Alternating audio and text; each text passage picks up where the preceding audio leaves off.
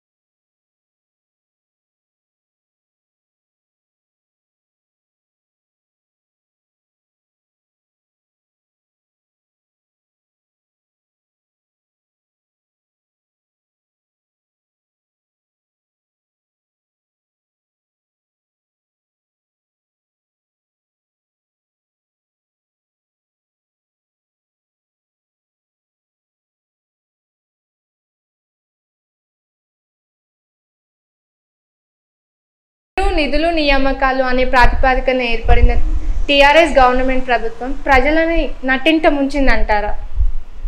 బరాబర్ నటింట్లో ముంచింది బరాబర్. ఎందుకంటే నీళ్లు నిధులు నియామకాలు అసలు తెలంగాణలో వాటి గురించే విద్యార్థులందరూ పోరాడింది. నిధులు నియామకాల గురించే పోరాడింది. విధులు ఏముంది ఇప్పుడు ఆయన నీళ్లు నిధులు నియామకాలు అంటే మొత్తం ఆయన సొంత కుటుంబానికి ఉపయోగించుకున్నాడు. వాళ్ళకు పదవులు వాళ్ళవే, కాంట్రాక్ట్ వాళ్ళవే. నియామకాలు అంటే వాళ్ళ కూతురిని ఎమ్మెల్సీ చేసిండు, కొడుకును మినిస్టర్ చేసిండు, అల్లుని మినిస్టర్ చేసిండు, ఇంకొక ఎవరో ఏమవుతాడు ఆయన సంతోష్ కుమార్ ఎంపీ చేయడం జరిగింది.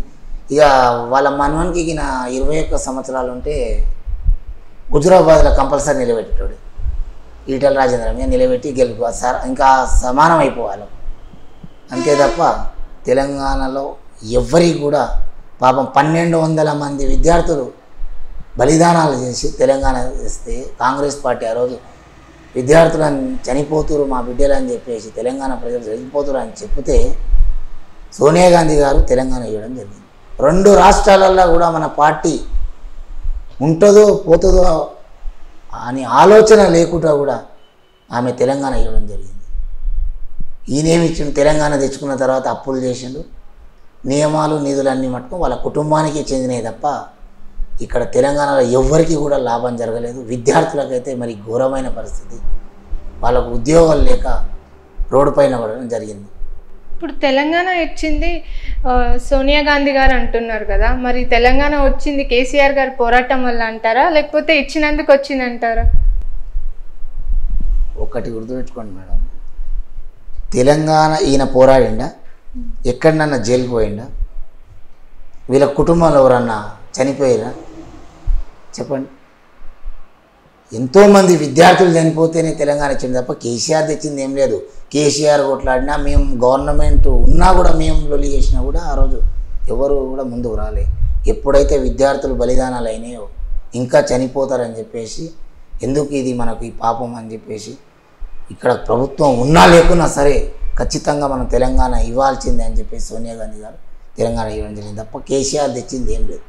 తెలంగాణ ఇచ్చిన తర్వాత నేను విలీనం అవుతా అని చెప్పి కేసీఆర్ కుటుంబం మొత్తం సోనియా గాంధీ దగ్గర పోయి కూర్చున్నారు, నేను విలీనం అవుతాను. అటువంటి మోసగారు కేసీఆర్ తప్ప మాకు ఆయన తెచ్చింది ఏం లేదు. టీఆర్ఎస్ గవర్నమెంట్ ప్రవేశపెట్టిన దళిత బంధు పథకం అనేది గిరిజనులకు ఏమైనా న్యాయం చేస్తుందంటారా? గిరిజనులకు ఎప్పుడో చేసి దళిత బంధు అని చెప్పేసి కేవలం ఆయన అక్కడనే చేసిండు. ఏది అది మన హుజురాబాద్లో చేయడం జరిగింది. అక్కడ కూడా కొన్ని 2 మండలాలకే జరిగింది. ఇక దళిత బంధు మేము పథకాన్ని మేము వ్యతిరేకిస్తలేము.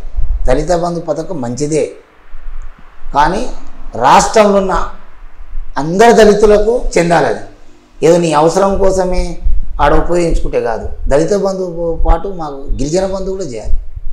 ఎందుకంటే నేను ఒక చెంచు బిడ్డగా చెప్తున్నాను, ఆ 10 లక్షల దళిత బంధువు లేక చెంచులో కూడా సపరేట్ ఒక చెంచు బంధు అని పెడితే బాగుంటుంది.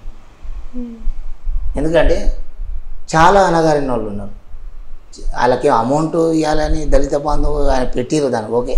ఆ పెట్టిన దాన్ని ఇంప్లిమెంట్ ఏ విధంగా ఉంది అనేది దానికి ఎవరు పర్యవేక్షకులు ఎవరు అసలు? కేసీఆర్, కేటీఆర్, గిరిజన మినిస్టరా? దాన్ని అసలు ఆ ఇంప్లిమెంట్ని ఒక హౌస్లో దాన్ని తీర్మానం చేయవలసి వస్తుంది. ఇప్పుడు మంత్రిమండలి సమావేశంలో దాన్ని తీర్మానం చేయడం జరిగిందా? అయితే అది దానికి ఎవరికి కూడా దాని మీద అన్ని అనుమానాలే తప్ప, ఏదో ఎలక్షన్ కోసం చేసిండు తప్ప, ఈయనేమో దళిత బంధు ఇచ్చిండు. ఎట్లు ఇచ్చినావు నువ్వు ఇచ్చినావు? ఇప్పుడు ఒక రెజల్యూషన్ పాస్ చేసేటప్పుడు ఇప్పుడు చిన్న గ్రామ పంచాయతీ ఉంటుంది మేడం, చిన్నది ఏదన్నా వర్క్ చేయాలంటే మనం తీర్మానం చేయాలి దాన్ని. వాళ్ళు కూడా హౌస్లో తీర్మానం చేసిరా? అదైతే మాకు ఎవరికి తెలియదు. దళిత బంధు పెట్టొద్దని కాంగ్రెస్ ఆయన అంటాడు, అప్పుడప్పుడు వాళ్ళ మినిస్టర్లు చెప్తారు ఏమని, మేము దళిత బంధు పెడుతున్నాం, కాంగ్రెస్ గవర్నమెంట్ భయపడుతుంది, అది కాంగ్రెస్ వాళ్ళు భయపడుతున్నారు, మేము పెట్టొద్దని అన్నాం. ఎక్కడనన్నా మా పిసిసి అధ్యక్షుడు ఎక్కడనన్నా పెట్టొద్దన్నాడా? ప్రతి ఊరికి దళితునికి చెందాలి అని అంటున్నాం. ఏమంటున్నాం కానీ వద్దని అంటలేదు మేము ఎక్కడ. అదంతా పుకారు అంతే, ఆ ఎలక్షన్ కోసం పెట్టిండు అంతే, అంతే తప్ప దానివల్ల ప్రయోజనం లేదు. ఏ గిరిజనుడు ఆయన ప్రయోజనం చెందిండేమో చూపించండి. ఇక్కడ కల్వకుర్తి గడ్డలో జరిగిన రోడ్ షోలో మీరు రేవంత్ రెడ్డి గారికి ఆత్మీయ బంధువుగా ఉండి ఈ రోడ్ షోని విజయవంతం చేయడం జరిగింది, దాని గురించి చెప్తారా? పార్టీ ఆదేశాలు మేడం, అది పార్టీ ఆదేశాల గురించి మేము ఏమైనా చేయగలుగుతాం. కేవలం రేవంత్ రెడ్డి గారి గురించి కాదు. రేవంత్ రెడ్డి గారు ఒక ప్రోగ్రామ్ అనేది స్టార్ట్ చేసిండు అచ్చంపేట నుంచి, పాదయాత్ర కంపల్సరీ ఆయనతో పాటు మేము చేయాల్సింది. అందుకనే అందరం కార్యకర్తలతో చర్చించి, మా ఇన్ఛార్జి కూడా చర్చించి, వంశీచంద్ర రెడ్డి గారు ఆదేశాల మేరకు రేవంత్ రెడ్డి గారి ప్రోగ్రాం మన ఏరియాలో సక్సెస్ కావాలని చెప్పేసి పెద్ద ఎత్తున మొదటిసారిగా దాన్ని కంకణం కట్టుకొని మేము కార్యకర్తలు అందరితో కలుపుకొని పెద్ద ఎత్తున సక్సెస్ చేయడం జరిగింది. ఈ స్టేట్లోనే ఆమన్గల్లో ఫస్ట్ సక్సెస్ఫుల్ పాదయాత్ర. ఈ కల్వకుర్తి ఆమన్గల్ ఏరియాలో చూసుకుంటే విద్యా వైద్యం అనే సదుపాయాలు ఎలా ఉన్నాయి? ఇక్కడ ప్రజలందరికీ ఆ సదుపాయాలు అనేవి అందుతున్నాయంటారా? కల్వకుర్తి, ముఖ్యంగా కల్వకుర్తి కాన్స్టిట్యున్సీలో ఆమన్గల్ మండలంలో మొట్టమొదటి ప్రాబ్లం విద్యదే. గవర్నమెంట్ కాలేజ్ లేదు, విద్య చాలా దారుణం అయిపోయింది. ఎందుకంటే ఇక్కడ ఉన్న చుట్టుముట్టు కూడా గిరిజన తండాలని పిల్లలందరూ కూడా అన్నీ ఒక ఎస్టీలే కాకుండా అన్ని దాంట్లలో కూడా పేదవాళ్ళు ఉన్నారు. గవర్నమెంట్ కాలేజ్ కట్టనీకి దరిద్రం ఉంది. ఒకటి ఏంటంటే కేవలం వాళ్ళ స్వార్థాల కోసమే వాడుకుంటారు ఆమన్గల్లో తప్ప. ఇక చూడండి మీరు, కల్వకుర్తి కాన్స్టిట్యున్సీలో జాతీయ స్థాయి లీడర్లను నిలబెట్టింది కల్వకుర్తి. జాతీయ స్థాయిలో జాతీయ రాజకీయాల్లో కూడా కీలక పాత్రలు పోషించినటువంటి లీడర్లు ఈ కల్వకుర్తి గడ్డ మీద పుట్టినోళ్ళు. ఇప్పటికూ వాళ్ళ ఆత్మ మరి వాళ్ళకే అది ఏమంటారు దాన్ని, ఇక చెప్పొద్దు. ఇక్కడ కేసీఆర్ వచ్చినప్పుడు అదే కాలేజీ ఎదురుగానే మీటింగ్ పెట్టి 30 పడకల హాస్పిటల్ని 100 పడకలు చేపిస్తామని చెప్పిండు. ఇంతవరకు ఆ గేట్కు కలర్ లేదు, ప్రభుత్వ హాస్పిటల్కి కలర్ లేదు గేట్. ప్రభుత్వ కాలేజీ కట్టిస్తా అని చెప్పిండు.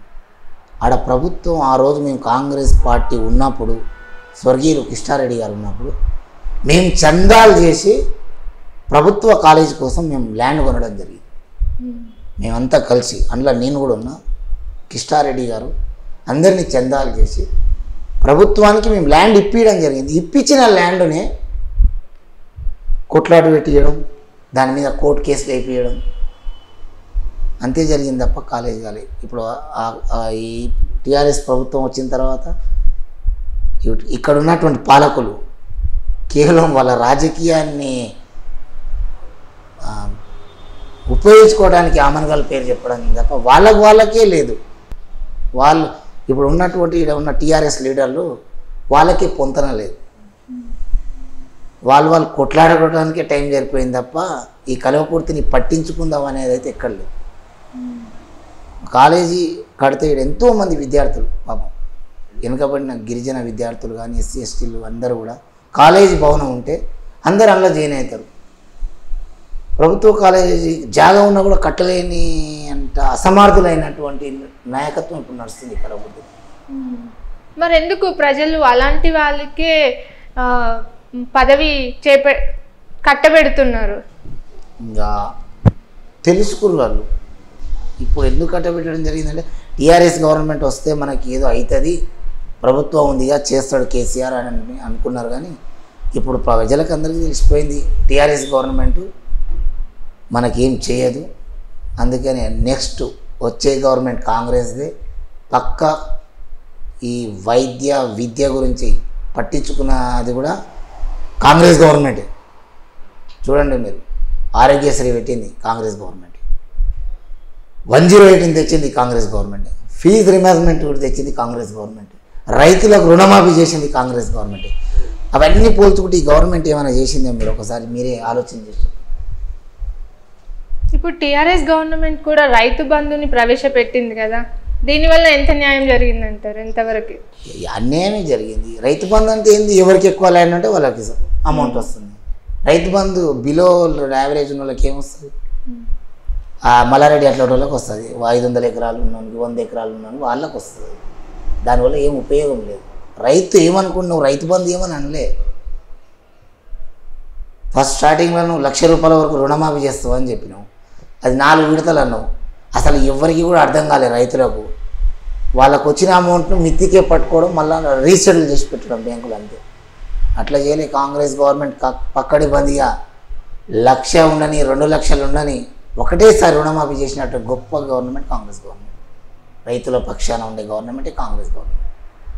మీరు కోవిడ్ ఫస్ట్ వేవ్ టైంలో కూడా చూసుకుంటే ఒక అమ్మాయి ఎంబీబీఎస్ సీట్ వచ్చి కూడా ఆర్థిక సమస్యల వల్ల తను చదువుకోలేకపోతే కూడా మీరు ₹75,000 సహాయం చేసినట్టు తెలిసింది. దీని గురించి చెప్తారా? అదేంటంటే పాపం ఒక గిరిజన కుటుంబంలో వాళ్ళు కూడా చాలా పేద కూలి పని చేసుకునేటోళ్ళు. ఒక వాట్సాప్ గ్రూప్లో రావడం జరిగింది. వాట్సాప్ గ్రూప్ రావడం జరగడం వరకు నాకు ఎందుకు మా గిరిజన దాంట్లో ఏముంటుందంటే చదువుకున్న వాళ్ళను వాళ్ళకి ఎంకరేజ్మెంట్ ఉండదు. ఇప్పుడు ఆడపిల్లలకు మరి దారుణం. ఎందుకంటే పాపం వాళ్ళు చదువుకుంటామని వాళ్ళ ఇష్టాలను మన తల్లిదండ్రులు ఏం చేస్తారంటే వాళ్ళు అయిష్టాలుగా మారుస్తారు. అమ్మాయి ఎదగానే పెళ్ళిళ్ళు చేయడం. ఇప్పుడు ఆ అమ్మాయి ఎంబీబీఎస్ తప్పిందనుకో, ఎవడో మంచిగా చదువుకున్న అమ్మాయి చదువుకుంది కదా, కట్నం వద్దు, నాకు ఏమొద్దు, పెళ్లి చేసుకుంటా నేనంటే మీ తల్లిదండ్రులకు తెలియక చేసేయడం వల్ల ఆ అమ్మాయి యొక్క గోల్ అనేది పోతుంది.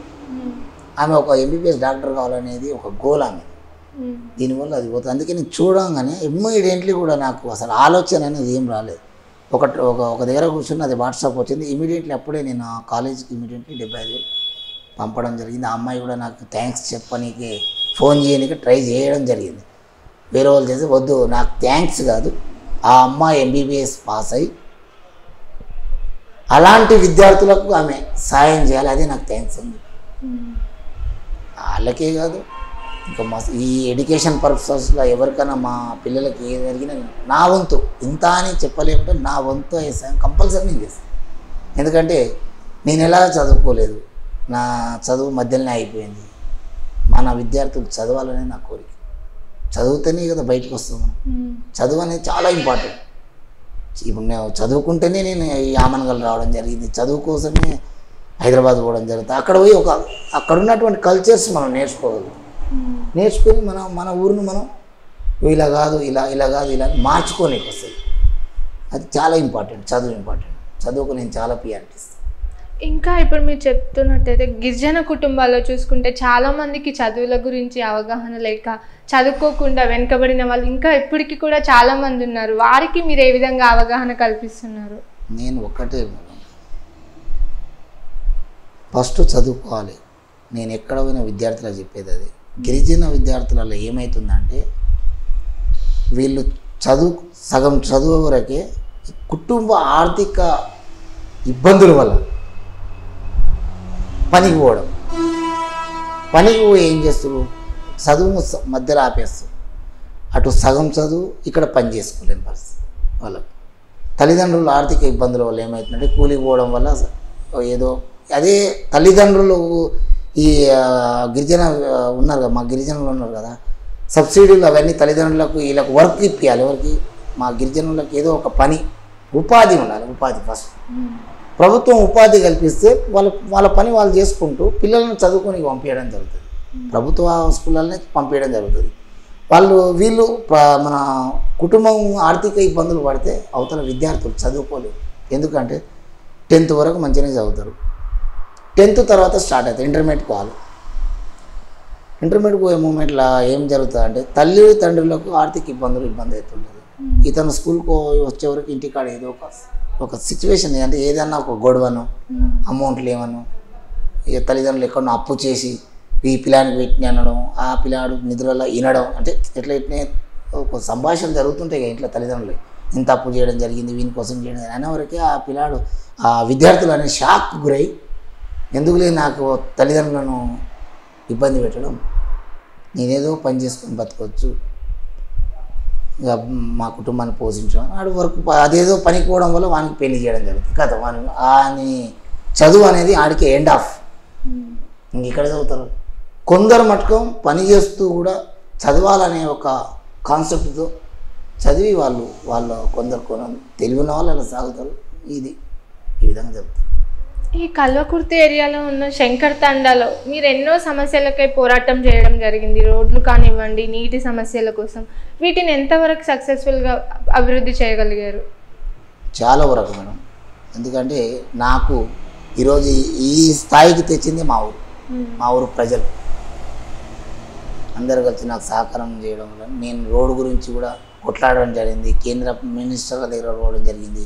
అప్పుడు జైపాల్ రెడ్డి గారు కేంద్ర మినిస్టర్ ఉన్నప్పుడు కూడా నేను ఇడవలేదు, మా ఊరికి రోడ్డు కావాలి అనేది నా ఒకటే గోల్ ఏంటంటే ఫస్ట్ మా ఊరికి రోడ్డు కావాలి. మిగతా అన్ని సదుపాయాలు ఏమొద్దు, మాకు ఫస్ట్ రోడ్ అనే దాని గురించి చాలాసార్లు కొట్లాడడం జరిగింది. లాస్ట్ తర్వాత ఆ రోడ్డు నాబార్డు నుంచి రావడం జరిగింది. చాలా సంతోషపడ్డాను ఆ రోడ్డు రావడం వల్ల. ఫస్ట్ అయితే మేము రోడ్డు సాధించినాం, బీటీ రోడ్డు మాకు అయింది. మాకు ఇప్పుడు ఏ సమస్య లేకుండా ఆమనగల్ చేరుకోగలుగుతాం. ఎందుకంటే ఇంతకుముందు మా ఊళ్ళో చాలా ఘోరమైన చావులు, అంటే ఎట్లా అంటే పాపం పాము కరిచితే ఆ నుంచి మేము ఎత్తుకొని రావడం జరిగింది. ఆ వ్యక్తి మధ్యలోనే చనిపోయింది. అప్పటి నుంచి మేము మా ఊరు ప్రజలైనా సరే ఏ డిస్కషన్ చేసినా మాకు ఏది వద్దు, ఫస్ట్ రోడే కావాలి మాకు. ఆ రోడ్డు సాధించేంతవరకు పోరాడినాం. మేము ఆ రోడ్డు సాధించడం జరిగింది. మాజీ ఎమ్మెల్యే వంశీచందర్ రెడ్డి గారితో మీ ప్రయాణం అనేది ఎలా జరిగింది? చాలా బాగుంది మేడం. ఎందుకంటే ఒక సిస్టమ్ అనేది ఉంది వంశీచందర్ రెడ్డి గారి దగ్గర. మీరు ఏది అయినా ఒక సిస్టమ్ ప్రకారమే మెయింటైన్ చేస్తారు. ఇప్పుడు ఫస్ట్ ఎమ్మెల్యేగా ఆయన ఫస్ట్ ఎన్ఎస్వైగా చేయడం జరిగింది. అప్పుడు నేను ఎంపీటీసీగా ఉండడం జరిగింది. సార్ వచ్చేవాడు ఎప్పుడు వచ్చినా మమ్మల్ని, అంటే స్టూడెంట్స్తో మీటింగ్స్ ఎక్కువన్నా కూడా ఆయన చెప్పేది నేను బాగా అవేర్నెస్ చేస్తాడు. ఏదన్నా ఒక సిస్టమ్. మేము ఈ కాంగ్రెస్ పార్టీలో ఆయన ఏమంటే తిరిగేటప్పుడు కూడా ఎప్పుడు ఏదైనా కానీ కాంట్రవర్సీ అనేది అతను అసలు అది తాగుండదు. వంశీచందర్ రెడ్డి గారి పార్టీ కోసం కరెక్ట్ చేయాలి. మనం చేస్తుంది వ్యక్తి కోసం కాదు, పార్టీ కోసం. మంచి ప్రయాణం అంటే ఏమన్నా కమిటీలు కానివ్వండి, ఒక సిస్టమేటిక్గా ఎట్లా ఉండాలి అనేది, ప్రోటోకాల్ కానివ్వండి, అవన్నీ ఒక సిస్టమ్ అనేది మాకు నేర్పు. అంటే ఇప్పుడు జరుగుతున్నటువంటి వాట్సాప్ సిస్టమ్స్, మెసేజ్ సిస్టమ్స్ ఎట్లున్నాయో ఆ సిస్టమ్స్ ఎట్లా మెయింటైన్ చేయాలి మీరు అనేది ఒక అవేర్నెస్ అనేది మాకు ఆయన నేర్పడం జరిగింది. ఆయనతో ఇప్పటికి కూడా ప్రయాణం చాలా బాగుంది. ఒక యువజన నాయకుడిగా యువతను మీరు ఏ విధంగా ప్రోత్సహిస్తున్నారు? ఇటు క్రీడల్లో కానివ్వండి, విద్యాపరంగా కానివ్వండి. ఫస్ట్ విద్య, ఆ తర్వాతనే విద్యతోనే అన్నీ వస్తాయి. ఇప్పుడు చూడండి, మీరు వంశీచందర్ రెడ్డి గారి గురించి ఇందాక అడిగారు. ఫస్ట్ ఆయన డాక్టర్, చదువుతోనే ఇవన్నీ చాలామంది కూడా మినిస్టర్లు కానీ ఎవరైనా ఉండండి, వాళ్ళు ఎంబీబీఎస్ డాక్టర్లు ఉండరు. ఎంపీలలో ఉన్న వాళ్ళు కూడా డాక్టర్లు, మాజీ కమిషనర్లు, వాళ్ళంతా చదువుకున్న వ్యక్తులు అయితేనే వస్తారు. పొలిటీషియన్ కానీ ఏమన్నా ఆమె పివి సింధు ఉంది, ఆమె చదువుకుంటేనే ఆ స్థాయికి పోయింది క్రీడలు. చదువుకోకుంటే అంతవరకు పోరు కదా. ఫస్ట్ అనేది చదువు ఇంపార్టెంట్, ఆ తర్వాతనే సెకండరీ. చదువు ఇంపార్టెంట్. మీరు చదువుకుంటే మీ అంతరవి ఎలాగైనా అవకాశాలు వస్తాయి. ఫస్ట్ చదువు. ఆపదలో ఆపద్ బంధువుగా మీకు పేరు వచ్చింది. మీ దగ్గరికి సాయం కోరి వచ్చిన వాళ్ళని మీరు పార్టీలకు అతీతంగా, కులానికి అతీతంగా కూడా సహాయాలు అందిస్తారని మాకు తెలిసింది. దీని గురించి మీరేమంటారు? మేడం, పాపం వచ్చే వ్యక్తి మనకు సాయం కోసం. అండ్ల కులము పార్టీ అనేది ఏముంటుంది అసలు? అది నా దగ్గర తావే లేదు. నాకు సాయం అడిగే వ్యక్తికి నేను సాయం చేయడమే ఇంపార్టెంట్. అంతేగాని పార్టీలకు కులాలకు అది తావులేదు. నా దగ్గరికి ఎవరు వచ్చినా నేను సాయం చేస్తాను. అంటే నాతోనే అయ్యంతనే నేను ఏదో చేస్తాను కదా. నా స్థాయి ఎంత అయితే చేయగలుగుతానో నేను అంతవరకు ఎవరికైనా చేయగలుగుతాను. ఈ కులము పార్టీలు అన్నీ అతీతంగా ఎవరికి అవన్నీ అవసరం లేదు. అట్లా ఇంకోటి అట్లా కులం అనుకున్న ఆ కులం అనేది టాపిక్ అసలు రావద్దు. అందరం మనుషులమే, మన దగ్గరికి సాయం చేయమని వచ్చి అడిగిన సాయం చేయాలి తప్ప నీదే కులం అని అడిగే అనేది అంత దుర్మార్గం ఉండవద్దు ఎవరి దగ్గర. నా దగ్గర ఏం కాదు, ఎవరైనా సరే అని చెప్పి. మీరు ఈ గిరిజన కుటుంబాలకి న్యాయం చేయాలి, వారు కూడా అన్ని రంగాల్లో ముందుండాలని తపంతో వారి కోసం ఎంతో కృషి చేస్తున్నారు. అసలు మీరు ఇంత కృషి చేయడానికి ఎవరిని ఆదర్శంగా తీసుకున్నారు? అసలు ఆదర్శం అంటే మేడం, మాకు ఆదర్శం కొమరం భీం. ఆయన స్వార్థం కోసం చేయలే కదా. అతను మమ్మల్ని బాగుపడాలని, మా హక్కులు మాకు రావాలని, మా గిరిజన బిడ్డలు బాగుపడాలని ఆయన ఆ రోజు ఉద్యమం చేసింది. అదే స్ఫూర్తి మాకు. ఫస్ట్ రాజకీయాల్లో చూస్తే మేము సాయం అనేది చేసిన రాజశేఖర రెడ్డి స్ఫూర్తి రాజకీయాలు. మా స్ఫూర్తి అయితే కొమరం భీం గారు. ఎందుకంటే ఆ రోజు వాట్సాప్ లేవు, ఫోన్ కమ్యూనికేషన్ లేదు. ఈ ఊరు నుంచి ఆ ఊరికి పోతే తప్ప మనకు వచ్చే ఇది ఏం జరుగుతున్నది తెలియదు. ఆ టైంలోనే కొమరం భీం గారు అంత దండార వేయించి ప్రభుత్వం మీద కొట్లాడడం జరిగింది. ఎందుకు కొట్లాడాడు? మేము బాగుపడాలనే కదా. మీరందరూ ఇట్లా ఉండాలి, ఒకరికి లొంగొద్దు, మీరు ఈ విధంగా బతకండి, ఒకరికి ఎదిరించండి, మీ భూములు మీకే దక్కాలి, మీరు పోరాడండి అని చెప్పేసి ఒక అవేర్నెస్ ఆ రోజు తెచ్చింది. ఆ అవేర్నెస్ ఇది ఇప్పుడు మా అవేర్నెస్ ఏంటంటే చదువుకోండి. మా విద్యార్థులు, మా గిరిజన పిల్లలకి చెప్పి మీరు చదువుకోండి. ఎవరి కోసం ఎందుకు? నువ్వు ఆనే రాస్తావు, అవతల వాడు ఆనే రాస్తాడు. నువ్వు ఏనే రాస్తావు, అవతల వాడు ఏనే రాస్తాడు. అది వేరే విధంగా ఏముండవు కదా. అక్షరాలు అయితే నీ నోటి నుంచి పలికేది నువ్వు చదివేంత చదువు, నువ్వు చదివించు, ఇంకోరికి నేర్పించు పక్కల. నువ్వు ఎదిగిన తర్వాత నీతో పాటు ఉన్న గిరిజనుల్ని ఆదుకోవాలి అనేది నా కాన్సెప్ట్. నేను ఇంత పైకి వచ్చినా కాబట్టి నాతో పాటు ఉన్న గిరిజన ప్రజలు ఎవరైనా సరే ఫస్ట్ అయితే ప్రియారిటీ మన కమ్యూనిటీకి ఇచ్చుకుంటూ నెక్స్ట్ కమ్యూనిటీ వాళ్ళకి కూడా మనం సాయం చేయాలి. ఆ విధంగా చేస్తే ఆ కమ్యూనిటీ కూడా మనకు సాయం చేయగలుగుతుంది.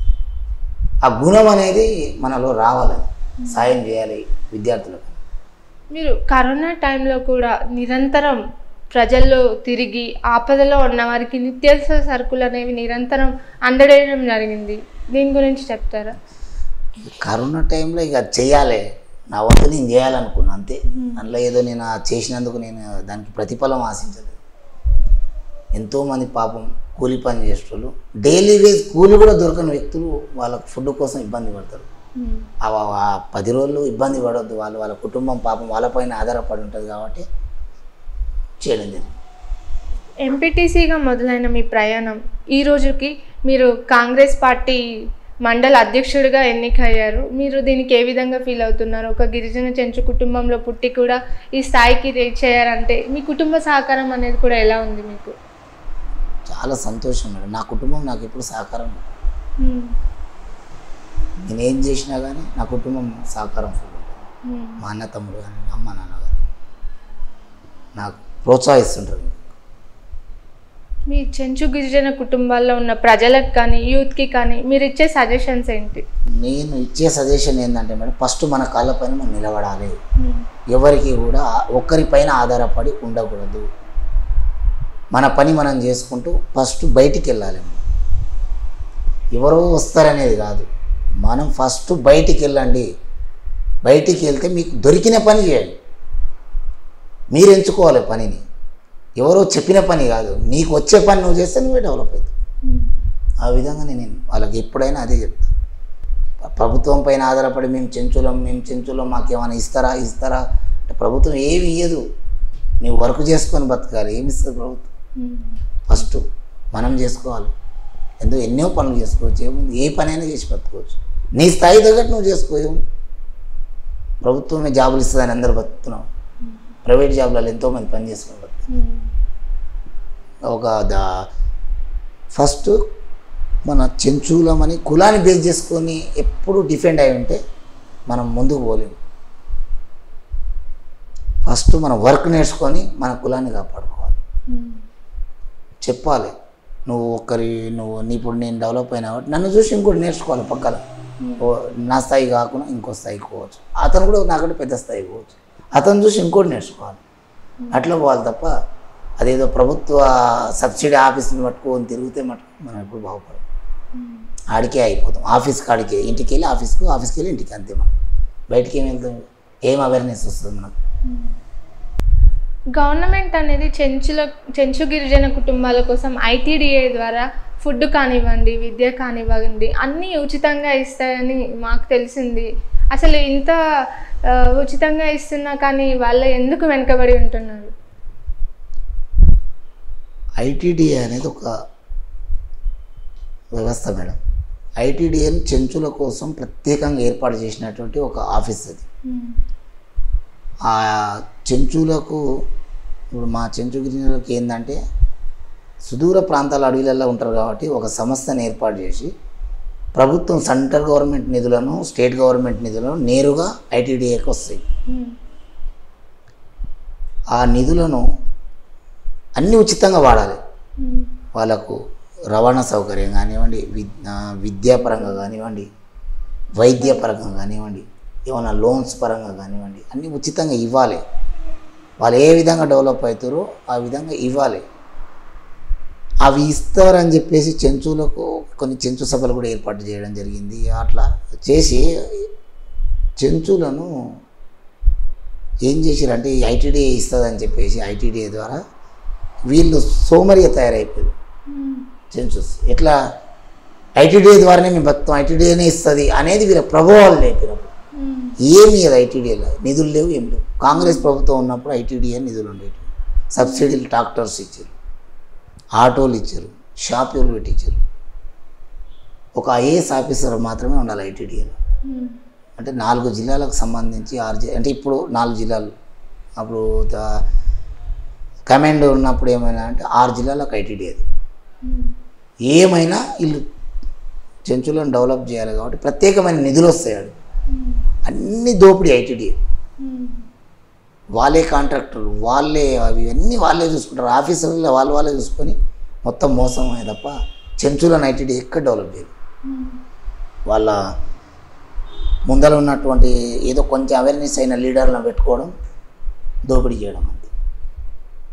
మరి ఎన్ని ఇయర్స్గా ఇలా జరుగుతుంది ఈ దోపిడీ అనేది? అప్పుడు మొత్తం అది ఇప్పుడు కూడా అట్లే ఉంది. అసలు ఆ నిధులు వస్తున్నాయని పాలక మండలి లేదు అందులో. ఐటీడీఏలో ఐటీడీఏ పాలక మండలి అనేది ఎవరు? మా చెంచులనే ఒక మెంబర్షిప్ చేయాలన్న పాలక మండలి లేదు. విటీడీఏలు అనేటివి ఏర్పాటు చేస్తారు ఐటీడీఏలో. అంటే విలేజ్ కమిటీ డెవలప్మెంట్ మెంబర్షిప్. ఆయన ఒక మెంబర్ ఉంటాడు, అతనికి ఒక అకౌంట్ ఉంటుంది. ఏవైతే నిధులు వస్తాయో ఇక్కడ నువ్వు మా గూడానికి ఇది కావాలి, ఇది ఇవ్వాలి అంటే అప్పుడు సర్పంచ్తో పని లేదు, ఎంపీటీసీలతో, ఎమ్మెల్యేతో కూడా పని లేదనమాట.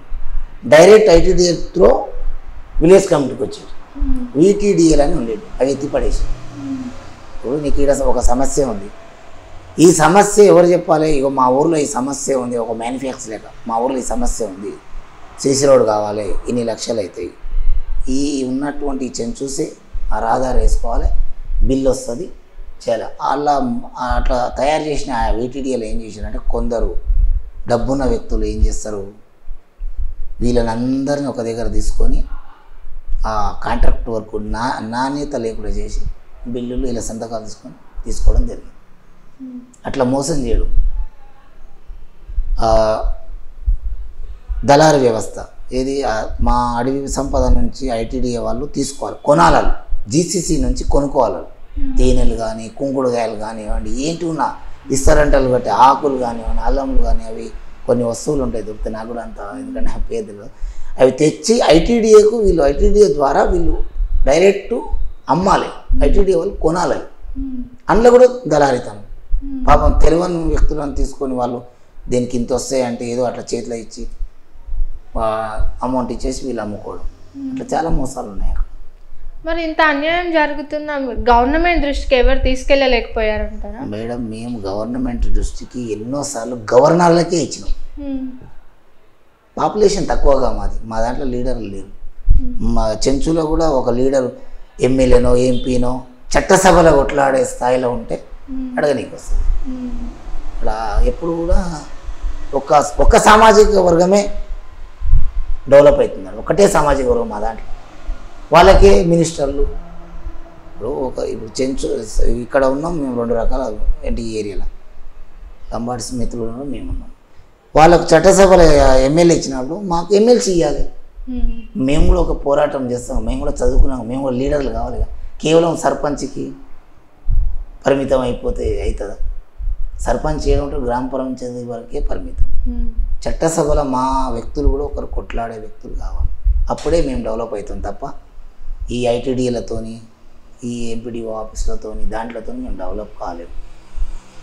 చట్టసభలో మేము ఉండాలి. ఒకరు మా కమ్యూనిటీకి తెలిసిన వ్యక్తి ఏ ప్రభుత్వం లేదు. చూడండి మీరు, అన్ని ప్రభుత్వం, మా ప్రభుత్వం కాంగ్రెస్ గవర్నమెంట్ కూడా ఒకటే సామాజిక వర్గానికి ప్రాధాన్యత ఇచ్చినాయి తప్ప వాళ్ళకి ఎంపీలు ఎమ్మెల్యేలు అయినప్పుడు మా తక్కువ జనాభా కాబట్టి కొంచెం అవేర్నెస్ ఉన్న వ్యక్తికి ఎమ్మెల్సీ ఇవ్వండి, ఏమవుతుంది? ఒకరిని తీసుకోవచ్చు కదా గవర్నర్ కోటన. మేమైతే నిలబడలేము, అంత డబ్బులు పెట్టి రాజకీయంలో నిలబడలేము, ఏదో చిన్న స్థాయి వరకు ఉన్నాం. అలాంటి వ్యక్తులను, తెలుగున్న వ్యక్తులను తీసుకుపోయి ఒక ఎమ్మెల్సీ ఇస్తే అయిపోతుంది.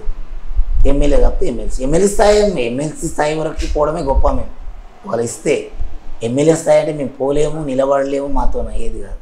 అది భగవంతుని గుర్తు మా దాంట్లో ఎవరైతారని. ఈ ఐటీడీఏలో ఇప్పుడు ఐటీడీ ఓన్లీ చెంచులకే పరిమితమైంది కాబట్టి వాళ్ళు అడగరు. గిరిజన శాఖ మంత్రి ఉందా, ఐటీడీ గురించి ఏమైనా అడుగుతుందా? ఆమె ఏం అడగదు, ఆమెకు లాభం లేదు అందులో. ఏముంటుంది, వస్తే ఆమె కమిషన్ ఆమె పోతుంది నిధులలో.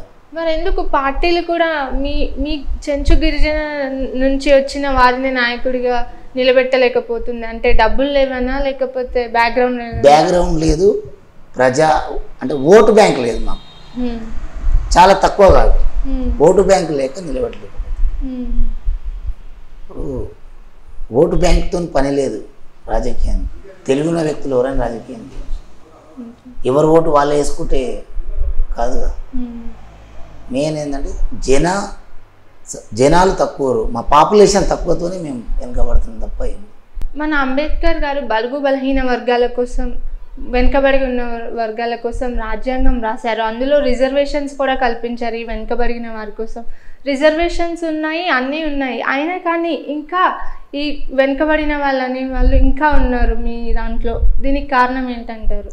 ఇప్పుడు అంబేద్కర్ గారు రాజ్యాంగంలో మాకు రిజర్వేషన్ రాసిరు కాబట్టి ఇంతవరకు ఉన్నాం మేము. ఆ రాజ్యాంగంలో రిజర్వేషన్లు ఈయన రాయకపోతే మేము ఇంతవరకు రాలేకపోదు. రాజ్యాంగంలో ఉన్నటువంటి మా ఎస్సీ ఎస్టీ బీసీల రిజర్వేషన్ను ఇంప్లిమెంట్ చేసారు కాబట్టి మేము ఈ స్థాయికి వచ్చినాము. కానీ అందులో దాన్ని ఉపయోగించుకొని ఇప్పుడు ఎంపీలు అవుతారు. రిజర్వేషన్లో ఎస్టీ వస్తే మేము ఎస్టీలు అంటే మేము 30 మంది ఉంటాం. ఏంది ఎస్టీలలో లంబాడి సోదరులు, చెంచోస్ ఉన్నాం, కొయ్య, కొండ అవన్నీ ఉన్నారు. అందులో ఏమవుతుందంటే ఇప్పుడు ఎస్టీ రిజర్వేషన్ అంటే యాదికి వచ్చేది ఒక్క సామాజిక వర్గానికి అవుతుంది. మిగతా ఇప్పుడు మాకైతే లేదు. రిజర్వేషన్ వచ్చింది, ఇప్పుడు ఎస్టీ రిజర్వేషన్ వస్తే ఫస్ట్ ఎవరిని చూస్తారు, వాళ్ళకి ప్రియారిటీ ఇస్తారు, మాకు ఇవ్వడం లేదు. అందువల్ల ఒక వర్గానికి ప్రియారిటీ ఇవ్వడం వల్ల వాళ్ళు డెవలప్మెంట్ అవుతారు, మేము వెనుక జరిగిపోతాం. ఇప్పుడు మేము ముందుకు రావాలంటే మాకు ముందు స్థాయి అయ్యడం లేదు. ఎక్కడ పోయి ఒకటే సామాజిక వర్గాన్ని డెవలప్ చేయడం వల్ల మేమందరం ఎదగలేకపోతున్నాం. ఆ విధంగా తగ్గిపోతుంది. ఇప్పుడు ఎస్సీలు ఉన్నారు, ఎస్సీ సోదరులు, వాళ్ళకు రిజర్వేషన్ కల్పిస్తే వాళ్ళ దాంట్లో ఎంపీలు ఉన్నారు, డాక్టర్లు ఉన్నారు, కేంద్ర మంత్రులు ఉన్నారు, ప్రొఫెసర్లు ఉన్నారు, ఎస్ఐలు, ఎస్పీలు, ఎస్సీలలో వాళ్ళు. ఎస్టీలలో చూసుకోండి, ఎరకల సోదరులలో కూడా ఎంబీబీఎస్ డాక్టర్లు ఉండరు, ఎస్పీలు ఉండరు, మంచి మంచి హోదాలు వాళ్ళు కూడా. అంటే అందులో ఏ వాళ్ళు ఎదిగారు కథ అంతే. బీలో ఉన్న వాళ్ళు అంతకే ఉన్నారు. ఇప్పుడు ఎస్టీకి వచ్చే వరకు మన లంబాడి సోదరులు ఉండరు, వాళ్ళ దాంట్లో కేంద్ర మంత్రులు ఉండరు, రాష్ట్ర మంత్రులు ఉండరు, క్యాబినెట్ మంత్రులు ఉండరు, కలెక్టర్లు ఉండరు, ఐఆర్ఎస్ ఆఫీసర్లు ఉండరు, ప్రొఫెసర్లు ఉండరు, ఎస్ఐలు, సిఐలు, ఆర్డీఓలు, ఎంఆర్ఓలు, లాస్ట్కు టీచర్స్లు, విఆర్ఓ, విఆర్ఏలు కూడా, పొలిటికల్లో కూడా మినిస్టర్లు. నెక్స్ట్ మాది, మా స్థాయి అంతవరకు అయిపోయింది.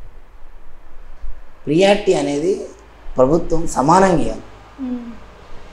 ప్రభుత్వాలు కానీ పార్టీలు కూడా, ఏ పార్టీ అయినా ఉండండి, టీఆర్ఎస్ పార్టీ ఉండి, కాంగ్రెస్ పార్టీ ఉండండి, బీజేపీ పార్టీ ఉండండి, ఎవరైనా సరే ప్రియారిటీ అనేది సమూహంగా ఇవ్వాలి. ఒకరికి అధ్యక్షుడు ఇస్తే ఉపాధ్యక్షుడిని ఇచ్చేటట్టు ఉండాలి. అధ్యక్షులు వాళ్ళే, ఉపాధ్యక్షులు వాళ్ళే, కార్యదర్శి వాళ్ళే. ఆ విధంగా వాళ్ళ వర్గం డెవలప్ అవుతుంది, మా వర్గం డెవలప్ కావడం లేదు. అందుకే మేము ఇట్లా. ఒక చెంచు గిరిజన నాయకుడిగా మీరు చూసిన అనుభవాలను బట్టి గవర్నమెంట్ నుంచి ఇంకా మీ గిరిజనులు అభివృద్ధి చెందాలంటే ఎలాంటి సదుపాయాలు ఉంటే బాగుంటాయి అంటారు? ఇప్పుడు ప్రభుత్వం ఏం చేయాలంటే ఫస్ట్ వాళ్ళకు ఏ ఊర్లో అయితే ఉన్నారో అక్కడ ఉన్నటువంటి సదుపాయాలు ఏంటివి, ఆ సదుపాయాలతో పాటు ప్రభుత్వం ఏవైతే సమకూరిస్తే వీళ్ళు డెవలప్ అవుతారో అలాంటివి ఇస్తేనే అవుతాయి. ఇప్పుడు ఒక శ్రీశైలం హైవే ఉంది మేడం, చెంచు పెంటలు ఉన్నాయి, ఆడ టూరిస్ట్ ఏరియా, అది ఎంతోమంది టూరిస్టులు పోతుంటారు. చెంచులు సేకరించినటువంటి వస్తువులకు చాలా ప్రియారిటీ ఇస్తారు, కొనాలి, రిసార్ట్స్ పెడతారు. చెంచు యువకులు ఎంతోమంది అటుకెళ్ళి ఉంటారు, చదువు అన్నట్లు ఉంటారు. వాళ్ళకి ఆ రోడ్డు మీద ఉపాధి కల్పించాలి. ఎట్లా ఇప్పుడు ఆడ శ్రీశైలం హైవేలో రిసార్ట్స్ కానివ్వండి, హోటల్స్ కానివ్వండి, డాబాలు కానివ్వండి, అలాంటివి ఈ ప్రభుత్వమే సొంత ఖర్చుతో పెట్టి అన్నీ కట్టించి వీళ్ళకి ఆ వర్క్ చేసుకోండి, ఈ వర్క్ ఆదాయంతో మీరు బతకాలే, ఫ్రీగా ఇచ్చి అట్లా చేస్తే డెవలప్మెంట్ వస్తుంది. ఏది ఒక ఉపాధి అక్కడ కావాల్సింది. అందులో రిసార్ట్లో వర్క్ చేసుకోవాలి. ఎవరిని ఎందుకు అంటే కొంచెం దూరం ఉన్న వ్యక్తులు ఉంటారు కాబట్టి వాళ్ళను ఈ రిసార్ట్లో పనికి పెట్టుకుంటే వీళ్ళు డెవలప్ అవుతారు, వాళ్ళు డెవలప్ అవుతారు. వాళ్ళ కుటుంబంలో ఎవరన్నా పిల్లలు ఉంటారు, వచ్చేటువంటి టూరిస్టులను వాళ్ళ వ్యక్తిత్వాన్ని చూసి, వాళ్ళ అలవాట్లను చూసి మా వాళ్ళు కూడా మారుతారు. లేకపోతే అడవికి అంకితం, వాళ్ళకి ఏం తెలియదు, లేచినామా అడవిని ఉన్నామా అనేది అంకితం అయిపోతుంది. అట్లా డెవలప్ చేయాలి అంతే తప్ప. కానీ కేంద్ర ప్రభుత్వం నుంచి కొన్ని వందల కోట్లు మేము చెంచులకు వెచ్చిస్తున్నాము, రాష్ట్ర ప్రభుత్వం నుంచి 100 కోట్లు ఇస్తున్నాము. ఆ కోట్లు ఏమి దేనికి అవసరం వస్తుంది? యూజ్ లేదా? యూజ్ ఎట్లా? నీకు ఉపయోగపడాలి. ఇప్పుడు నేనున్నా ఇలా, నా దగ్గర ఏదో ఒక వస్తువు ఉంది, ఒకరికి ఇవ్వాలి, అది అతనికి ఉపయోగపడుతుందా ఉపయోగపడదా? దానివల్ల ఆయన ఎంతవరకు డెవలప్ అవుతాడు? అది ఆలోచన చేసి ప్రభుత్వం నిర్ణయం తీసుకోవాలి తప్ప ఆడెవరో లీడర్ చెప్పిండు ఇవి చేయి అవి చేయి అంటే వాళ్ళకి ఏం ఉపయోగపడవు. ప్రత్యేకమైన ప్రణాళిక అనేది మాకు ఉండాలి. చెంచుల కోసం ఒక నిధి అనేది కేంద్ర ప్రభుత్వం ఇస్తుంది, రాష్ట్ర ప్రభుత్వం ఇస్తుంది, అన్నీ ఉట్టి మాటలు. అవి ఏమి ఇంప్లిమెంట్ లేవు. కేవలం ఆ కాంట్రాక్టులకే దొబ్బిపోవడం తప్ప వీళ్ళకి ఇంప్లిమెంట్ అనేది లేదు. మీరు ఒక ఎంపీటీసీగా ప్రయాణం మొదలయ్యే గిరిజనులకి ఎంతో మేలు చేసి ఎంతో అండగా మీ సపోర్ట్ అనేది ఎప్పుడూ అందుతుంది. మరి భవిష్యత్తులో కూడా ఇంకా మంచి పదవిలో ఉంటే మీరు అనుకున్నట్టుగా మీ గిరిజనులకి ఎంతో న్యాయం జరుగుతుంది కదా, దీని గురించి మీరేమంటారు? ఇప్పుడు మా కాంగ్రెస్ పార్టీలో నాకు నా స్థాయికి తగ్గట్టు పదవులు ఇచ్చారు. నేను దానికి సంతోషంగా ఉన్నాను. సరే, ఇంకా ఫ్యూచర్లో పార్టీ ఆదేశాలు వాళ్ళు ఏ పదవి ఇచ్చినా చేయమని చెప్పినా చేయనికి నేను రెడీ. ఆశ ఉంటుంది ఎవరికైనా, నాకు కూడా ఆశ లేదు. నేను కూడా చట్టసభలో ఉండాలి, మా వాళ్ళ కోసం పోరాడాలి అనేది నాకు కూడా ఆశ ఉంది. అంటే అది పార్టీ నిర్ణయం మేరకే, నా సొంత ఆలోచనతో పోయేది ఉండదు. ఇవ్వకపోతే ఒక సామాన్య కార్యకర్తగా ఉండి కూడా నేను పార్టీలో పనిచేస్తూ మా గిరిజనులకు ఎప్పుడు వెన్నెంటూ సాయం చేస్తాను. తప్పకుండా సార్, మీరు అనుకున్నట్టుగా మంచి పదవిలో ఉండి మీ గిరిజన జాతి ప్రజల కోసం ఎంతో పోరాటం చేసి ఇంకా ఫ్యూచర్లో మంచి పదవిలో ఉండాలని కోరుకుంటున్నాను. చూశారు కదా, ఒక సామాన్య కుటుంబంలో పుట్టి ఎన్నో కష్టాలని అనుభవించి ఈ స్థాయికి చేరుకొని ఇంకా తన ప్రజల కోసం ఎంతో కష్టపడాలి, నిరంతరం వారికి సేవలను అందించాలని తపనతో ఉన్న రాములు గారి గురించి తెలుసుకున్నాం కదా. మరో గెస్ట్తో మళ్ళీ కలుద్దాం. చూస్తూనే ఉండండి V9 న్యూస్.